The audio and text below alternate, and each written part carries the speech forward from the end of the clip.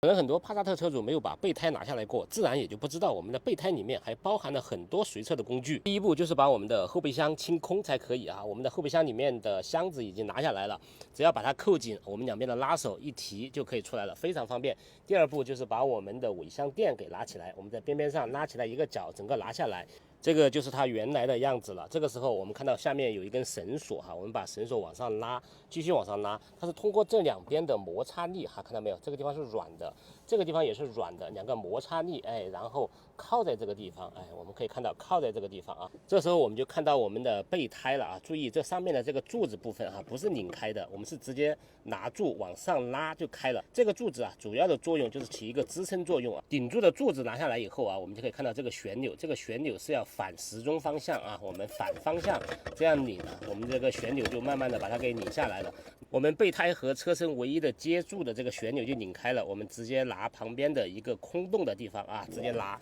我们的备胎就已经拿下来了。当然我们在补胎的时候或者说换轮胎的时候一定要注意，我们在拆卸这个轮胎的时候，我们的备胎一定要放在车身底下啊。前面是我们备胎的位置啊，备胎后面压住的位置就是我们一个随车工具啊。在这个地方啊，勾着腰可能不好拿啊，很多人不知道啊。实际上我们整个工具是可以拿下来的，只要我们把这边稍微的用上提一提啊，然后把这边用力的往上提一提啊，实际上我们的备胎的一个工具箱就可以拿下来了。我们可以看到底下就是两个魔术贴啊，这个背面也是用两个魔术贴这样固定的哈。我们看看随车都有些什么工具哈，这里有一个锁扣啊，用一个缆绳把它给固定紧的。我们只要按住缆绳的这边啊，按住啊，看到没有？这里卡扣就打开了。我们直接往外拉，我们的缆绳就已经掉了，这样子更好拿取工具。首先我们看到最大的一个部分啊，这就是我们前方的拖车钩。帕萨特后方是没有拖车钩的哈，前方的拖车钩我也介绍过怎么样把它给打开。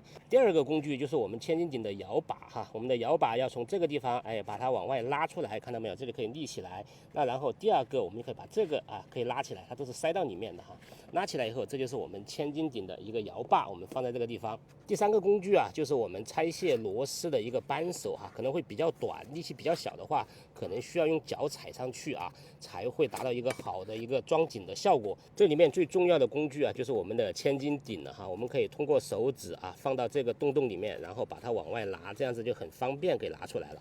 其实，在工具箱的边沿啊，这里还有一个非常重要，并且大家非常容易丢的一个工具哈，我们把它拿出来。大家可以看到，我们的轮毂螺丝外面好像个个都是防盗螺丝啊，实际上不是的，我们需要通过这个玩意儿把它给放进去啊，然后这样把它勾出来，就可以看到我们螺丝的本体了。所以说这个小钩子啊，大家一定要把它给保护好，把它给放好哈，因为在野外的情况下，极端的条件下，如果说你没有这个小钩子的话，你的轮毂螺丝的帽子是没办法拿下来的。最后给大家讲一个很多人已经受过伤害的一个小注意事项，就是我们的车四边哈都会有这样一个三角形的一个指示箭头，这是我们千斤顶顶放的位置啊。很多人没有认真的看视频啊，认为在这个位置，那我就是千斤顶放在这个地方，拼命的顶这个地方就可以了。实际上不是的啊，这个地方一顶就坏了，就凹进去了。实际上真正要顶的位置，我们可以看到里面有一块边梁啊，就这个位置边梁有一个加强的部分啊，顶这个地方就可以了。顶用完以后一定要把它收到最低啊，